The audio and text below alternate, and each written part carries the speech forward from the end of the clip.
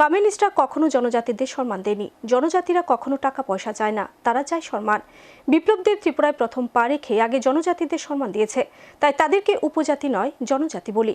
সিমনা বৈরাগী পাড়ায় বিজেপি সিমনা মণ্ডলের উদ্যোগে আয়োজিত এক প্রকাশ্য জনসভায় বক্তব্য রাখতে গিয়ে এভাবে কমিউনিস্টদের সমালোচনা করেন পশ্চিম ত্রিপুরা লোকসভা আসনে বিজেপি মনোনীত প্রার্থী বিপ্লব কুমার দেব।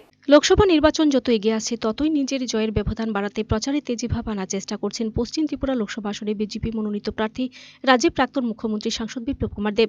প্রায় প্রতিদিনই নিজের সংসদীয় কেন্দ্র এলাকায় একাধিক নির্বাচনী কর্মসূচিতে অংশ নিচ্ছেন তিনি। পূর্ব ঘোষণা অনুযায়ী শুক্রবারও একাধিক প্রচার কর্মসূচিতে নিজেকে যুক্ত রাখেন তিনি। এদিন প্রথমে সিমনা বিধানসভা কেন্দ্রের অন্তর্গত হেজামারা খোয়াই চমুনি থেকে আয়োজিত এক বিশাল বাইক মিছিলে অংশ নেন তিনি। মিছিলটি এলাকার বিভিন্ন পথ পরিক্রমা করে স্থানীয় বিধায়ক বৃষকেতু দেববর্মাকে সাথে নিয়ে বাইক মিছিলে অংশ নেন তিনি। পরে সিমনা মণ্ডলের উদ্যোগে বৈরাগীপাড়া এলাকায় এক প্রকাশ্য নির্বাচনী জনসভায় প্রধান বক্তা হিসেবে উপস্থিত ছিলেন পশ্চিম ত্রিপুরা লোকসভা আসনে বিজেপি মনোনীত প্রার্থী। এদিনের সভায় বিভিন্ন বিরোধী রাজনৈতিক দল ত্যাগ করে 27 জন ভোটার আনুষ্ঠানিকভাবে বিপ্লব দেবের হাত ধরে যোগ দেয় গেরুয়া শিবিরে। জনসভায় বক্তব্য রাখতে গিয়ে এদিন রাজ্যের প্রাক্তন মুখ্যমন্ত্রী সাংসদ তথা বিজেপি মনোনীত প্রার্থী বিপ্লব কুমার দেব বিরোধী কমিউনিস্টদের তীব্র সমালোচনা করে বলেন, কমিউনিস্টদের শাসনে আগে রাজ্যের মানুষকে চিকিৎসার জন্য রেশন কার্ড বন্ধক দিতে হতো, এখন আর তা করতে হয় না, কারণ মোদি যে গ্যারান্টি আছে কংগ্রেস সিপিএমকে কেউ ভোট দেবে না, তা 100% নিশ্চিত। প্রত্যেকে ভোট দেবে বিপ্লব দেবকে, তাই প্রতি ঘরে ঘরে গিয়ে নরেন্দ্র ভাই মোদিজিও বিপ্লব দেবের জন্য আশীর্বাদ চাইতে হবে। আর আমি একটা দায়িত্ব দিয়ে যাব, দায়িত্বটা নেবেন, একটা রেসপন্সিবিলিটি দেব, নেবেন।